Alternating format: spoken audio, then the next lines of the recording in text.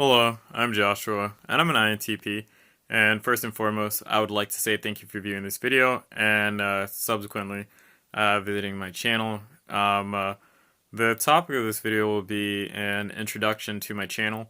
The motivation for shooting this video is that I think that my channel is rather unique and has taken a few slight evolutions since my initial making of a sort of map or script for my channel, such that um, whatever you see now as an introduction for my channel is really an insufficient description for what I'm trying to do or what I'm really up to in my videos.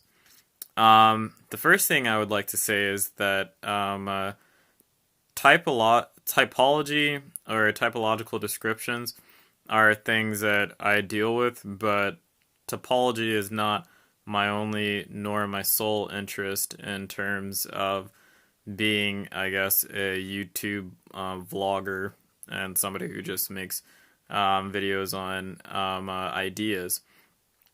It is a case that I do concern myself with topology and personality theory as a scientific discipline, period. I find most personality models interesting, and it's the case that something that I'm in the business of trying to understand is integrative models for understanding personality as an overall human phenomenon, and so that's a lot of what I pain my study and my research over. And it's the case that I'm not Eric Thor. I'm not Type Tips. I'm not Enid Patterson or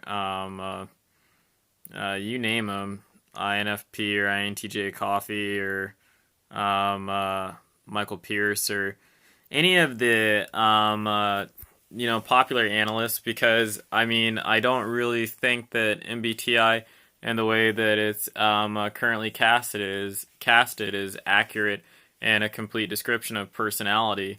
I find it limited in certain um, uh, ways because I have a belief. So I'm very much familiar with Carl Jung's work in terms of psychoanalysis and his work on personality types. I'm familiar with von Fritz and I'm familiar with Beebe's work. I'm familiar with that school of thought. I mean, I've given the literature um, some reading, and so I mean, I know what it says, and because of this, I think that typology is more of something uh, like of a diagnostic system that you use to free yourself of the constraints of your personality type. And I also think that it's not just a tool for growth, but a tool for actualization per se, in the sense that you don't learn your personality or what your personality is merely to realize the differences between yourself and other people, but more so to see the superficiality of some of those differences and to see how your personality and you as an individual sink in this vast ocean of what is the human experience. I mean, you in some respects are a very meaningful collection of a phenomenon, but in another respect, you are another re-representation of something that's age old and all too human. And it's just the case that my thought is that topology is supposed to be a tool to be a mirror for yourself. It's supposed to help you see you so that you're not a victim to yourself, while at the same time making it such that you can attain to some higher mode of being that you would consider some ideal self, which would presumably be contained in the archetype of whatever type you're supposed to fit as. And if you're asking me what the point of psychology is it's more of an engineering discipline or some sort of school of medicine in the sense that it's pragmatic and it's orient and it's bent. And if we're not using topology as a means to do something for the I guess betterment of the individual, what's the point? Because I don't think that the topics of like, well, what type is best to date and things like that are of a great deal of salience as far as I'm concerned, because I mean it's the case that I would like to tackle the more I guess like trying aspects of existential tragedy rather than I guess things that I don't care much for. I'm not a big romantic in the first place, so I wouldn't really care about those sorts of things. And so it's with that I'd like to say too that I mean because I don't find topology in the classical conception very accurate. I do not necessarily abide by the terminology that you find in most popular type videos, because I think that it's pretty damn ambiguous and inefficient. I mean, like, if you're asking me how many people really know what introverted feeling is or what it means, I think not many, even if you can come up with some little aphoristic description. Even like some seemingly mathematical definition of it is poor in its ability to really ascertain or make it clear to you what introverted feeling is as a function. And even the description as a function to me is a problematic one, because the idea is this: you're some kind of creature that's in the middle of some matrix of information, and you have your phenomenology and your experience. You have it such that you're interacting with others and you're interacting with the world. It should be such that you could be able to understand. It should be such that you should be able to understand your psychology to such an extent that you could find the root cause or vein for this or that phenomenon in self in terms of some valid mode of description. And by a valid mode of description, I mean just something that like you can walk into your kitchen and open up the fridge, and there's a piece of bacon, and because bacon is like this, you put it on the stove, it will cook in a certain amount of time, and you could get so down because you have a clear description of what bacon is. You could even go down to the molecular level to see how the thing's comprised in terms of its proteins, such that you really could figure out why something is happening with the bacon. That's what a good descriptive tool does for you. It should be the same thing with the cognitive functions, but the cognitive functions can't work like that because they're pretty damn poor categories, or like descriptive categories. And I mean, like, I'm not trying to knock Jung or anything like that, but he was a pioneer in terms of what he was doing. You have to try and move the information forward so that it's more useful, I guess, or in the sense that I think this, because I'm trained as a scientist, that you should find some way to make it such that the thing can make predictions, and you should make it. When I say the thing, I mean the concept. It should be able to make predictions, and it should have reliable outcomes in terms of measurements. And that's part of the motivation I have for treating topology the ways in which I do. I also think because you are an individual that is basically a collection of lived experience, that no behavioral model of a typological description is going to be a sufficient one. I think the only real meaningful thing you can talk about is phenomenology, because that's the only really meaningful thing in the universe anyways, as far as I'm concerned. When it comes to people, I tend to think like Sam Harris to some degree, that you have a range of possible experiences that you could have, and I mean, you're mostly concerned with the types of experiences you have as an individual, and classically that's known as phenomenology. And your brain honestly would script you. Your brain is honestly scripted for you to be more like a phenomenological description rather than any other description, you know? And it's just a case that I want to capture those things because I'm more concerned about uncovering human nature in a, I guess,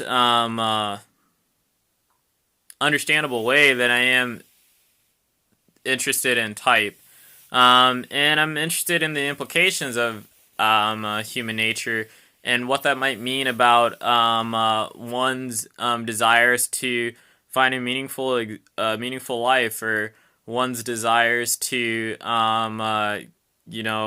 achieve some sort of goal, or to even understand like the limitations of knowledge and why we can't have perfect knowledge in various philosophical questions like that. I wouldn't say I'm a philosopher, but I know many people would consider me a philosopher. The only reason I don't consider myself a philosopher is because, it's I think philosophy is an academic discipline, and I'm not going to school to be a philosopher.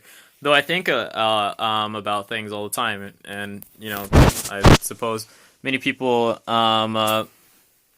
synonymize thinking with philosophy. It's just to say this, that the thing that I'm ultimately concerned about is just uncovering things. Uncovering, and I mean things is rather vague. There is no like real good way for me to know what it is I'm going to talk about and what it is I'm not going to talk about. I mean, I change with time, and it is the case that I'm a evolutionary thinker, and I'm a secular humanist. So there will be that content in terms of the underpinning of descriptions in my video, and it is the case that I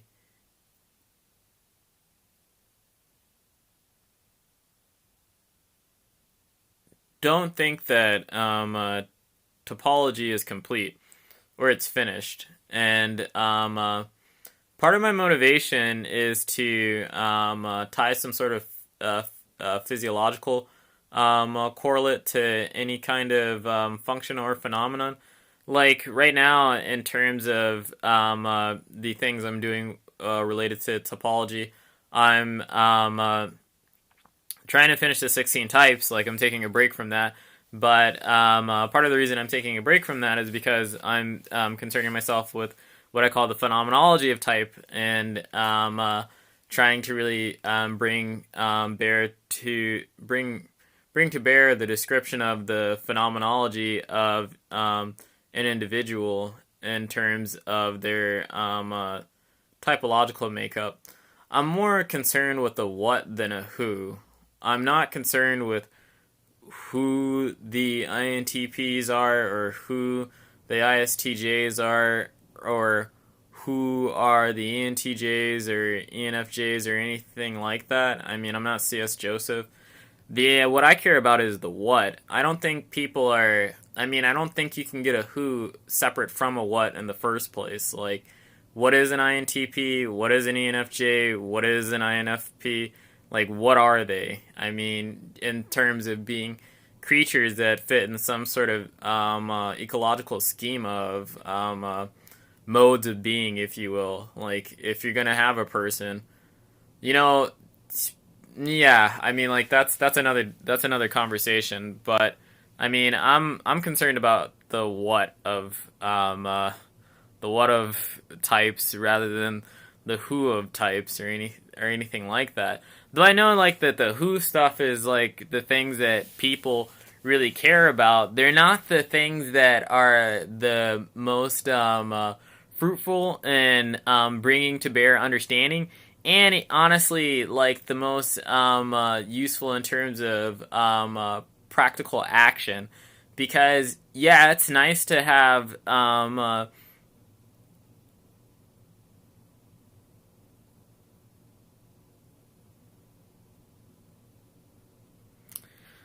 I guess this, like,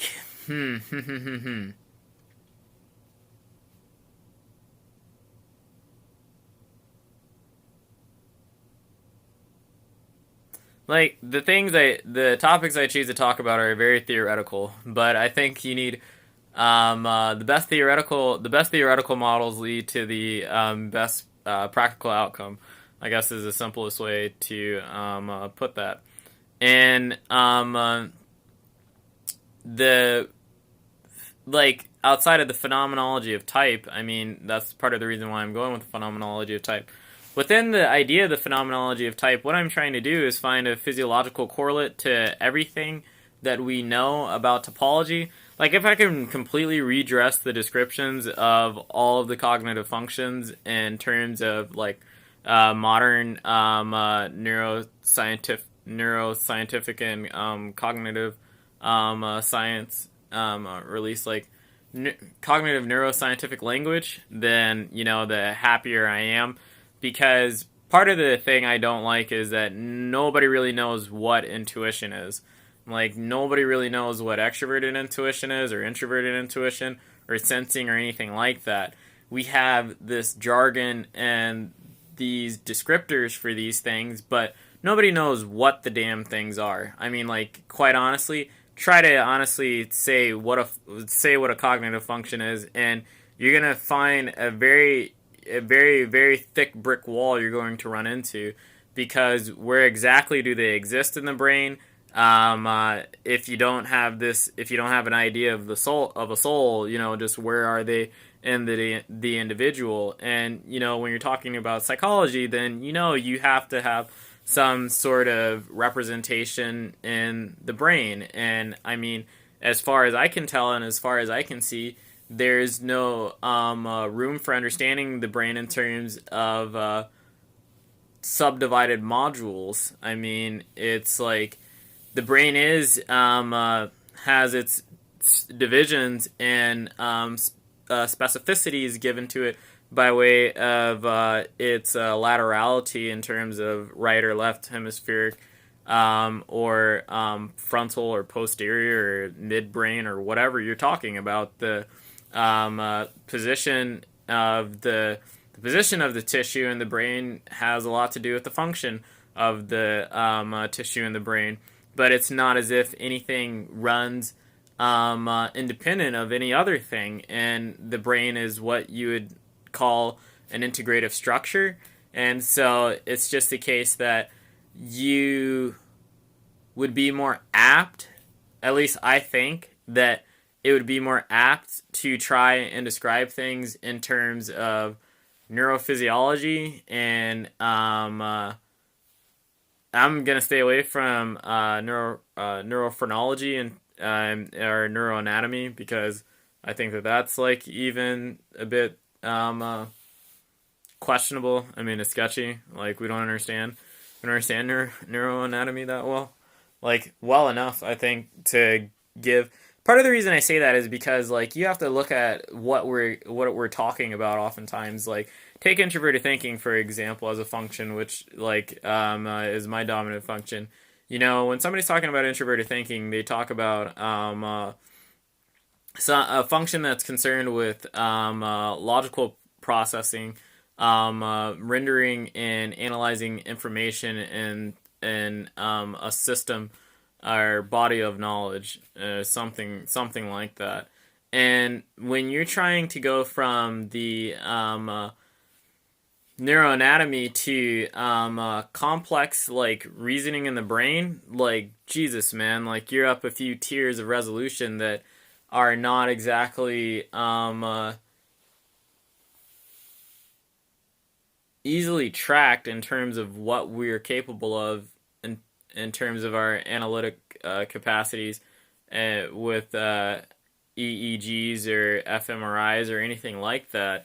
I mean, the minute you want to trying, what regions of the brain are generally responsible for that and the other, but you don't know necessarily when you're looking at somebody doing mathematics, like what exactly what exactly makes every detail of that phenomenon possible. Like that's very hard for us to understand, and you may wonder, well, what the hell does that have to do with introverted thinking? It's the case that the idea is that you have these functions and you use these functions throughout your everyday lived experience. Like if you're remembering a date, like from your calendar or on your phone or something like that, that has something to do with introverted sensing. Well, just exactly how is it that where is the interface between introverted sensing and the various storehouses of memory you have in your brain? And even then, like when you're talking about different types of memories, some memory is more complex than other types of memory. And you'd be surprised things which you would consider volitional actions sometimes are not volitional. Oftentimes, are not volitional actions whatsoever. Like you don't. It's just that from what I can see and what I see and from what I understand from by way of what I read, like when you're looking at any one particular action that a person's performing, saying that there is a function behind it is ridiculous. I mean, it's not an appropriate description. And then trying to come up with a narrative for a complex set of actions predicated on like solely neurological phenomenon in of itself is problematic. And it's just that, like in terms, when I say it's solely predicated on neurological phenomenon, I mean like you writing something down on a piece of paper has just as much something to do with your brain as it does the nerves in your hand, the embodied responses that you have programmed along your spine, and a whole host of other things that just aren't like the simplistic picture of typological descriptions. And I mean, like, I'm not saying, like, I don't want to complexify things unnecessarily. Now, I'm not trying to do that, but what I just want is accuracy fundamentally. And it's just the case that what I'm trying to do here is just make things as accurate as I possibly can, given my limited framework of knowledge and experience, quite honestly, because I'm trained as a mathematician and a theoretical physicist. I am not a psychologist, and I'm not a neuroscientist or a neurocognitive scientist. So, yeah, I mean, that's basically it. I mean, I talk about I talk about other things like in terms of I mean, like, for example, I have something that I'm writing, which is called the Secular Project, and it's trying to find, it's, I'm trying to develop a viable secular ethic, like, I mean, ethical system or moral system. I mean, I'm doing that, and it's the case that some of those concepts and ideas I share on this video, like the idea of self honesty or the axiom of self honesty. I don't really know what to call it quite yet, but I mean, like, I'll have more videos like that, and for example, a video I want to come out with rather soon. In terms of research, I've been doing the idea of well, hell, like there's a lot of things I'd like to talk about, but they're all going to have a humanistic bent or core to them because I'm a humanist, and like that's all I'm ever going to talk about are things that are humanistically relevant. Like that's about it. So I think that hopefully that's a sufficient introduction to my channel. No, I won't talk about things like Dario Nardi's work. Like, there's a reason why I won't talk about Dario Nardi's work, because in terms of a scientific experiment, I mean, his research, I just wouldn't run an experiment the way that Dario Nardi ran an experiment. And there's a problem with self-report questionnaires. I mean, like, there really is. Like, I mean, there are better ways to do things in terms of psychometrics that have greater rates of reliability to them. And so I digress. Just the point is, I'm not totally unique in any one way, but somewhat unique in idiosyncratic in the ways in which I decide to do things. It's not without reason, though. I mean, not without reason. So yeah, like that's my video.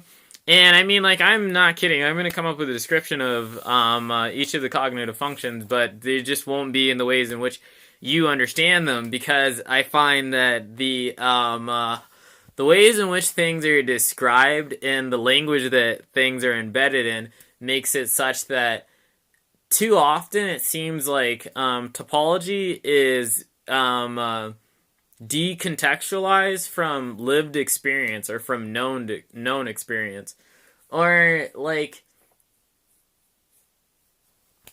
okay, what's a good way to say it?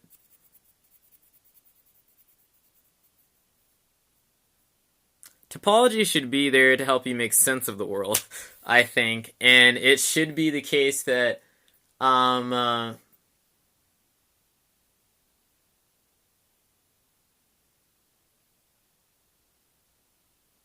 it should help you make sense of human nature fundamentally, like, and what it means to be human fundamentally. To me, I mean, like, I think that that's the point of the damn thing.